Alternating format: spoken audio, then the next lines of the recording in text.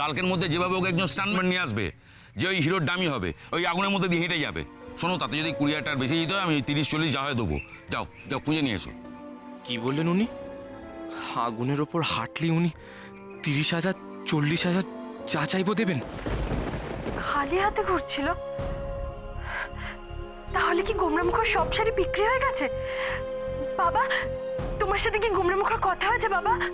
না না না, আমার সঙ্গে কোনো কথা হয়নি। আমার বিশ্বাস গোমরামুখ কাল ঠিক টাকা নিয়ে আসবে বাবা। তোমার দেওয়ার শর্ত ও ঠিক পূরণ করবে। কি হলো? আমার কথার উত্তর দিচ্ছ না যে? পারবে তো আমার শর্ত পূরণ করতে? আমি পারবো।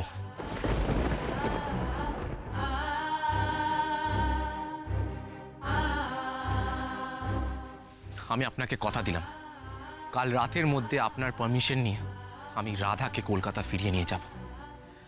আমি আসছি।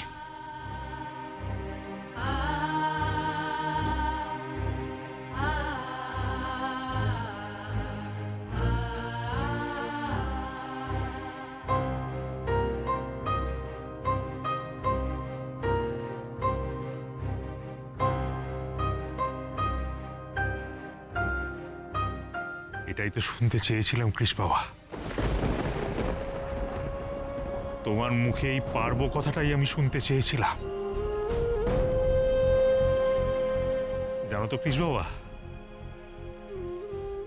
কিছু কিছু লড়াইতে হেরেও শান্তি। বাবার সঙ্গে ছেলের যখন লড়াই হয় তখন বাবা প্রতি মুহূর্তে চায় যে তার ছেলেটাই জিতুক। আমিও তাই চাই বাবা। আমি চাই এই লড়াইতে তুমি আমাকে হারিয়ে দাও, কারণ তোমার এই জিত তো তোমার একার জিত নয়, আমার রাধা মায়েরও জিত। আমি চাই তুমি কাল আমার মুখের ওপর ওই 10,000 টাকাটা ছুঁড়ে মারো আর নিজেকে নির্দোষ প্রমাণ করে রাধার হাত ধরে তুমি আমার চোখের সামনে দিয়ে চলে যাও। আমি এটাই চাই কৃষ বাবা। কৃষ বাবা,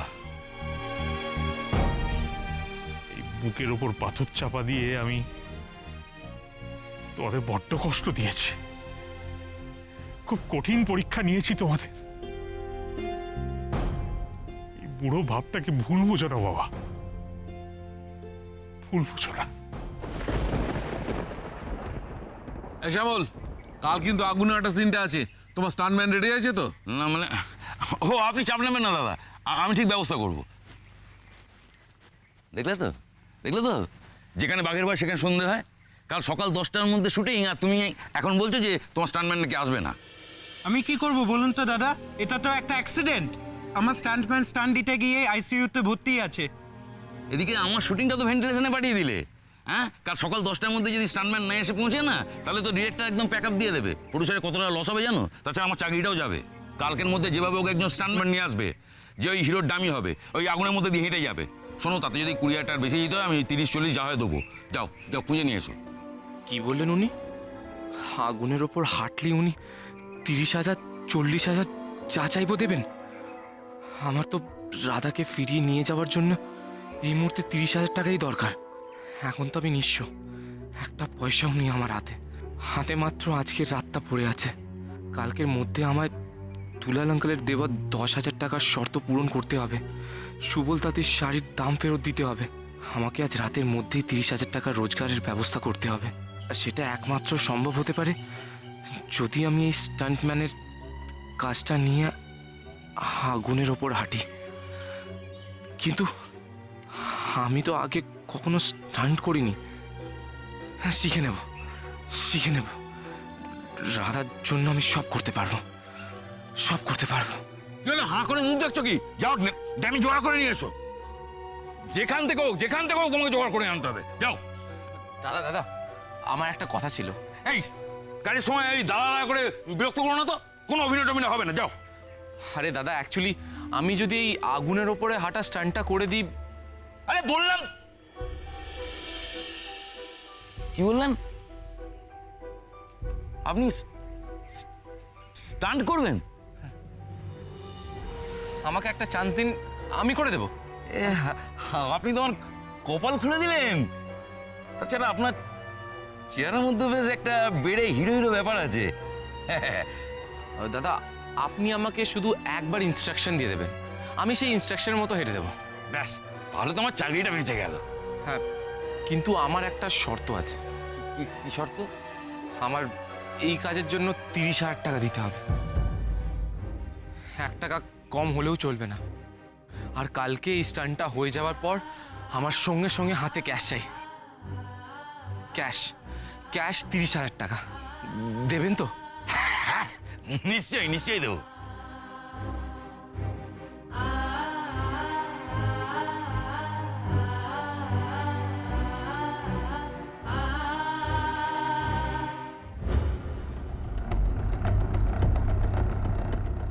আমি আমি রাধাকে বিষ মেশানো জল দিইনি স্যার। কিন্তু ক্রিসের হাতে যে বটলটা ছিল তাতে তো বিষ ছিল। আমি জানতাম না, আমি জানতাম না ওতে ওতে বিষ মেশানো ছিল। তাহলে কোর্টে যে তুই বয়ান দিয়েছিলি যে ক্রিস যে জলটা রাধাকে দিয়েছিল তাতে নাকি বিষ মেশানো ছিল, হ্যাঁ? ক্রিস তোকে বটলটা রাখতে দিয়েছিল, বলেছিল প্রয়োজনে চেয়ে নেবো।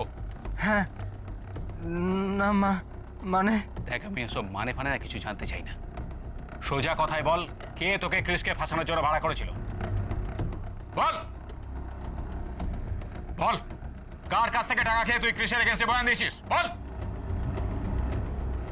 বল বল, এক্ষুনি, কিন্তু নইলে 3rd ডিগ্রি চালু করবো। বল। আমি কিছু জানি না স্যার, বিশেষ করে আমি কিচ্ছু জানি না, আমি কিচ্ছু জানি না স্যার। এই, একে উল্টো করে চলো। না স্যার, এমনটা করবেন না স্যার, আমি মরে যাবো স্যার। তাহলে সত্যিটা বল না, কে তোকে ক্রিসকে ফাঁসানোর জন্য টাকা দিয়েছিল? বল।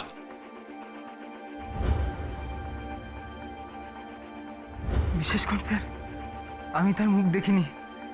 সে একটা কালো চাদরে মুখ ঢেকে আমার সঙ্গে দেখা করতে এসেছিল কাটোয়ায় পয়লা বৈশাখের ফাংশনের পর। এসে আমায় বেশ কিছু টাকা দিয়ে বলল আমি যেন রাধার বর ক্রিস ব্যানার্জির বিরুদ্ধে কোর্টে গিয়ে বয়ান দিই আর বলি ওই রাধাকে বিষ মেশানো জল দিয়েছে। যে তোকে টাকাটা দিয়েছিল তার নামটা বল, হারু। আমি সত্যি বলছি, আমি তার নাম ঠিকানা কিচ্ছু জানি না, মুখটা পর্যন্ত দেখতে পাইনি। একবারই তার সঙ্গে দেখা হয়েছে, আর যোগাযোগ হয়নি। শুধু একটা কথাই বলতে পারি স্যার, সে ছেলে নয়, সে মহিলা।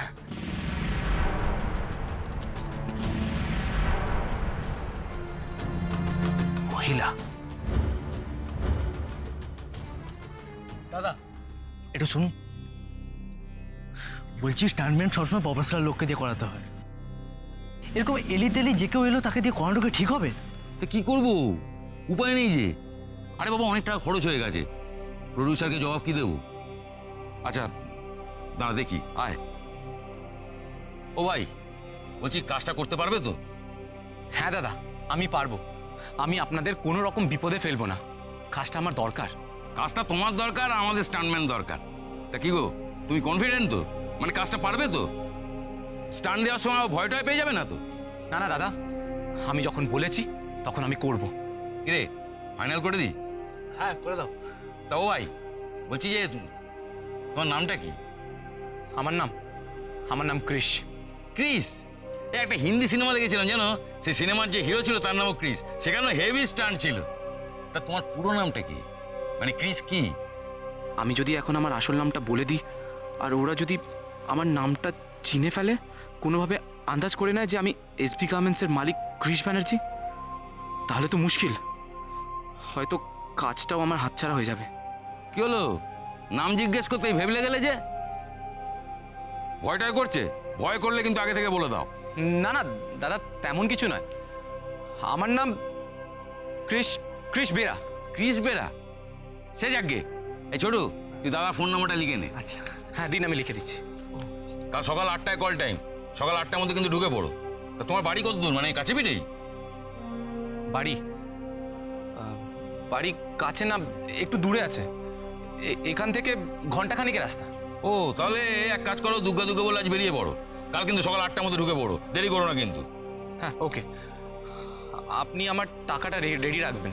এই শ্যামল গুচাইতে কথা ইস কথা। ঠিক আছে দাদা, তাহলে আমি আসি। ও অনেক বড় ফাঁড়া থেকে বেঁচে গেছি। দাদা, লোকটাকে যেতে দিয়ে মোটেও ঠিক করলেন না। কালকে যদি হুট করে মাইন্ডটা চেঞ্জ করে বসে, যদি না আসে তখন কি করবেন আপনি? এটা তো ভালো কথা বলেছিস। হ্যাঁ, আজকে একটা কিছু বলে হোটেলের মধ্যে রেখে দিন। কালকে ঠিক সময়ে কাজ করিয়ে তারপর ছাড়বেন। ঠিক আছে, তুই এক কাজ কর, তাড়াতাড়ি ছোটটাকে ডেকে নিয়ে আয়। হ্যাঁ দাদা, কিসদা, ও দাদা। হ্যাঁ, কি হলো? বলছি যে তুমি তো বলে তোমার বাড়ি অনেক দূরে, তা তুমি এখন বাড়ি যাবে, আবার কাল সকালবেলা আসবে, তখন তোমারই যাবে। তার থেকে এক কাজ করো না, তুমি আমাদের সঙ্গে আজকে হোটেলে থেকে যাও। তোমাকে পেলে আমরা ওই রিহার্সালটা একটু করে নিতে পারবো। এত রাতে কি গাছতলায় ফিরে গিয়ে রাধার দেখা পাবো আমি? তার চেয়ে এদের সঙ্গে থাকলে ফোনটা চার্জ দিয়ে রাধাকে ফোন করতে পারবো। তাছাড়া আমি চলে গেলে যদি ওরা আমার জায়গা অন্য কাউকে নিয়ে নেয়? কি ভাবছো ভাই? আমাদের এখানে এসি হোটেল আছে, চমৎকার খাওয়া দাওয়ার ব্যবস্থা আছে, কোনো অসুবিধা হবে না, তুমি থেকে যাও। ঠিক আছে, আমি থাকবো। এই তো ফার্স্ট ক্লাস। এই ছোট, দাদার জন্য একটা ভালো চা বল। আচ্ছা। না না দাদা, আমি চা খাই না। ঠিক আছে, তাহলে ঠান্ডা বলে দিই। আর হ্যাঁ দাদা, রাতে ওই মাটন মিল বলে দিই। না না দাদা, অত কিছু দরকার নেই। ও যা হয় আমি খেয়ে নেবো। আপনি শুধু আমার জন্য একটা চার্জারের ব্যবস্থা করে দেবেন। অ্যাকচুয়ালি আমার ফোনে চার্জ নেই, আমি ফোনে চার্জ দেবো। কি যে বলেন আপনি, আমাদের জন্য ওই আগুনের উপর দিয়ে দৌড়তে রাজি হয়ে গেলেন, আর আপনার জন্য একটা চার্জারের ব্যবস্থা করতে পারবো না? আপনি হোটেলে চলুন, হোটেলে গিয়ে আপনাকে চার্জারের ব্যবস্থা করে দেবো। আপনি ফোনে চার্জ দিয়ে বাড়িতে বলে দেবেন যে আজ বাড়িতে আপনি ফিরছেন না। ঠিক আছে, চলুন। চলুন আয়। রাধা সকাল থেকে অনেকবার ফোন করেছে, নিশ্চয়ই আমার জন্য খুব চিন্তা করছে। ফোনে চার্জ দিয়ে আমাকে সবার আগে রাধার সাথে কথা বলতে হবে। হ্যাঁ, রাধার সাথে। আসুন আসুন স্যার, এই আপনার ঘর। এ ছোটু, এসি রিমোটটা কোথায়? এসিটা চালিয়ে দে। না না দাদা, এসি লাগবে না। আপনি প্লিজ আমাকে চার্জারটা দেবেন। ও হ্যাঁ হ্যাঁ, এই তো চার্জার আমার পকেটেই রয়েছে, নিন। এবার ফোনে চার্জ দিয়ে যত খুশি বাড়িতে কথা বলুন।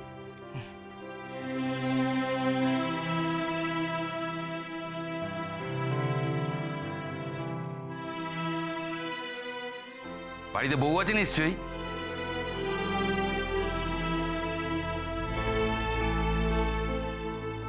আর সোনামণি, একটা কথা বলো স্যার, বলছি এই স্টান ফান্ডের ব্যাপারে ম্যাডামকে কিছু জানানোর দরকার নেই, বোঝেনি তো? মেয়ে মানুষেরা এমনি একটু ভীতু হয়, এসব শুনে হয়তো। না না, আপনার ভয় পাওয়ার কিছু নেই। আপনি চিন্তা করবেন না শ্যামলবাবু, সিচুয়েশন যাই হোক না কেন আমি কাল স্টান্টটা করব। আপনি শুধু ওই 30,000 টাকা ক্যাশটা রেডি রাখবেন। দাদা, ভদ্রলোকের এক কথা, একবার যখন বলেছি ক্যাশটা রেডি রাখবো তো ক্যাশটা রেডি রাখবো। আপনি একদম টেনশন করবেন না, নিশ্চিন্তে ঘুমিয়ে পড়ুন। কাল সকালে শুটিংয়ে দেখা হচ্ছে আপনার সাথে। শুনুন, নার্ভাস হওয়ার ভয় পাওয়ার কিচ্ছু নেই।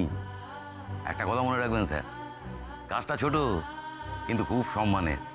একবার যদি স্টান্টম্যান হিসেবে আপনার নাম হয়ে যায় না, তারপর তো শুধু টাকাই আর টাকা। আজ 30,000 তো কাল 50,000, কাল 50,000 তো পরশু 1 লাখ, বুঝতেই তো পারছেন। ছোটু, বসের খাবারটা ঘরে পাঠিয়ে দে। আচ্ছা। আসি বস, গুড নাইট। Good night. চল ছোটু।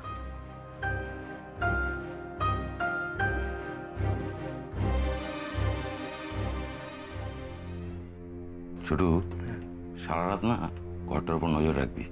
বলা যায় না, ফাইট মাস্টারকে যা ভয় দেখিয়েছে, মাঝরাতে ভেঙেও পড়তে পারে। না না, আমি সারাতেই নজর রাখবো। দরকার হলে মাঝরাতে এসে বাড়ি থেকে ছিটকিয়ে লাগিয়ে দেবো। বাচ্চা ধন কালকে টের পাবে। আগুনের উপর দিয়ে হাঁটা, চারটিখানি কথা নাকি, হেভি রিক্স। জানি তো। শোন, সেই জন্য না কাল সকালবেলা আমাকে মনে করাবি, শরীরটাকে দিয়ে একটা ওই বন্ড পেপারে সাইন করাতে হবে। তাতে লেখা থাকবে যে স্টান্ট দেখাতে গিয়ে আমার যদি কোনো রকম অ্যাক্সিডেন্ট বা প্রাণহানি ঘটে, তার জন্য শুটিং পার্টি কোনোভাবেই দায়ী থাকবে না। এখন চল। ও মা গো, ও আর পারি না বাবা, খাটতে খাটতে খাটতে খাটতে প্রাণ আমার অতিষ্ঠ হয়ে গেল। ও বাড়িতে 3 খানা ধুমসি মেয়ে আছে, অথচ মাকে সাহায্য করার বেলা কেউ নেই। ওই এক রাধা, নুলো, ডান হাত অকেজো, ওই নিয়ে এসে সারা রাজ্যে ঘুরে বেড়াচ্ছে, কিন্তু হেসেলে ঢুকবেন না। তার শ্বশুর বাড়ির লোককে দোবলা আমি রাধে খাওয়াচ্ছি, অথচ তার টিকি নেই। ও মা, দেখছো না আমি এখানে পড়ছি, তুমি একটু চুপ করবে? আচ্ছা কে পড়ছে, পড়ে একেবারে জজ ব্যারিস্টার হয়ে যাবে। পড়ছে ছাই, কিচ্ছু হবে না। ওই তো দিদির পেছনে দিনরাত গুড়গুড় গুড়গুড় গুড়গুড় করছো। দিদির ভবিষ্যৎ অন্ধকার হয়েছে, তোমার ভবিষ্যৎ অন্ধকার হয়ে যাবে। তোমাকে এই কথা কে বলেছে মনোরমা? আমার রাধা মায়ের ভবিষ্যৎ অন্ধকার। এতে বলা বলির কি আছে? হ্যাঁ, কি আছে বলা বলির? যে মেয়ের বাপ ধিঙি মেয়েকে শ্বশুর বাড়ি না পাঠিয়ে নিজের কোলে বসিয়ে রেখে দেয়, রাজপুত্রের মতো জামাইকে রাজসিংহাসন থেকে টেনে নামিয়ে এনে ধান খেতে মাটি কোপাতে পাঠায়, সে মেয়ের ভবিষ্যৎ দিয়ে নতুন করে বলার কি আছে গো? হ্যাঁ, ওই একখানি রাধারানী বস্ত্র নয়, ওইটা দেখে তোমার মেয়েকে কোলে বসিয়ে রেখে দিলে। এরপর তোমার বন্ধুর বউ কৃষ বাবা মেয়েকে যদি শ্বশুর বাড়ি ফিরিয়ে যেতে না চায়, তখন কি করবে তুমি? কৃষ দাদাকে তুমি তো এখনো চেনোই নি মা। কৃষ্ণা এত কষ্ট করছে কেন? দিদিকে ফিরিয়ে নিয়ে যাওয়ার জন্য তো। ও বাবা, তাই নাকি গো মা? হ্যাঁ, তুমি তোমার কৃষ দাদাকে চিনে গেলে, আমি চিনলাম না। বাবা রে বাবা, তোমার চোখ ফুটে গেল মা গো, আমার চোখ ফুটলো না। সেটা হতেও তো পারে, ওর চোখ ফুটেছে, তোমার চোখ ফোটেনি।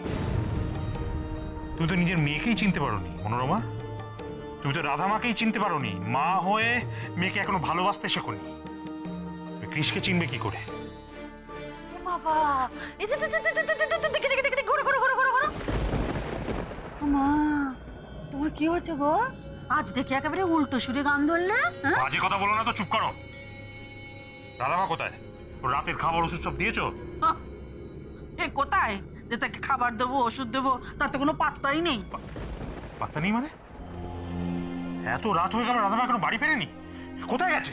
কি করে জানবো বলো? তোমার নবাব নন্দিনী মেয়েকে আমাকে রিপোর্ট করে যায় কখন কোথায় যাচ্ছে। আমি তোমাকে পশ্চাপষ্টি বলে দিচ্ছি, এই মেয়ে তোমাকে ডুবিয়ে ছাড়বেই ছাড়বে। ওই তো দিদি এসে গেছে।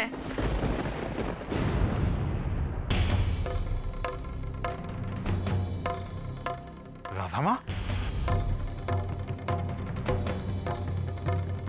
কোথায় গিয়েছিলি তুই এত রাতে? কি হলো, চুপ করে আছিস কেন? আমার কথার উত্তর দে। তোকে বারবার বারণ করা সত্ত্বেও কোথায় গিয়েছিলি তুই? বাবা,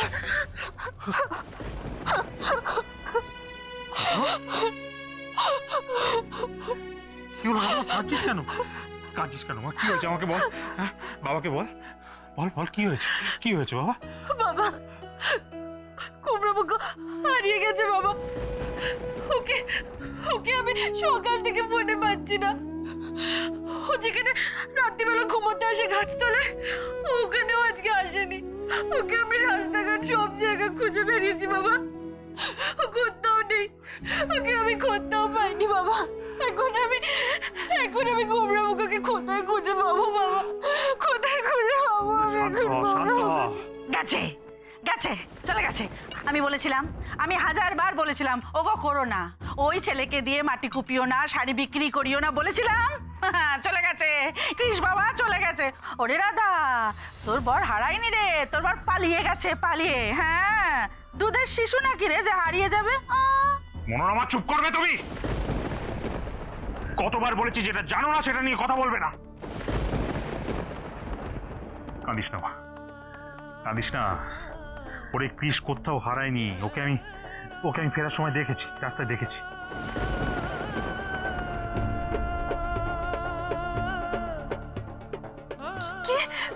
কি বলে তুমি? কুমড়ামুখের সাথে তোমার দেখা হয়েছে? কোথায় দেখা হয়েছে বাবা? কোথায় দেখা হয়েছে? ওই তো বীরপাড়ার মোড়ে। আমি রিক্সা করে ফিরছিলাম, তখন দেখতে পেয়েছি। বীরপাড়ায় কুমড়ামুখ কি করতে গেছে? সেটা তো আমি বলতে পারবো না রে মা। তবে দেখলাম খালি হাতে রাস্তা দিয়ে উদ্ভ্রান্তের মতো হাঁটছে।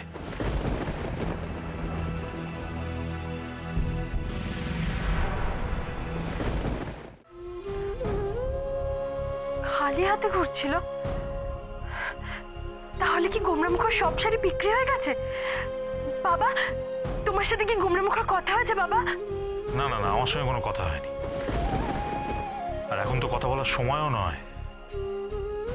আমি চাই কাল সন্ধ্যেবেলার মধ্যে কৃষ তার রোজগার করা 10,000 টাকা নিয়ে আমার সামনে এসে দাঁড়াক। আমার বিশ্বাস কুমড়ামুখ কাল ঠিক টাকা নিয়ে আসবে বাবা। তোমার দেওয়া শর্ত ও ঠিক পূরণ করবে। সে ব্যাপারে যে আমারও দৃঢ় বিশ্বাস আছে রে মা। আমি মুখে যাই বলি না কেন, আজ যখন কৃষ আমার সঙ্গে কথা বলছিল, আমি ওর চোখে আগুন দেখেছি। কিন্তু রাধামা, শুধু টাকা নিয়ে এলেই তো হবে না রে মা। কৃষকে তো নিজেকে নিরপরাধ প্রমাণ করতে হবে। তোকে যে বিষটা দিয়েছিল সেই আসল দোষীর সন্ধান ওকে নিয়ে আসতে হবে। বাবা, আমাকে যে বিষ দিয়েছিল তার নামও তুমি কাল সকালেই জানতে পেরে যাবে, কারণ হারু পুলিশের জালে ধরা পড়েছে। আর আজ রাতের মধ্যে ওর পেট থেকে আসল অপরাধীর নাম বার করে নেবে গৌরবদা।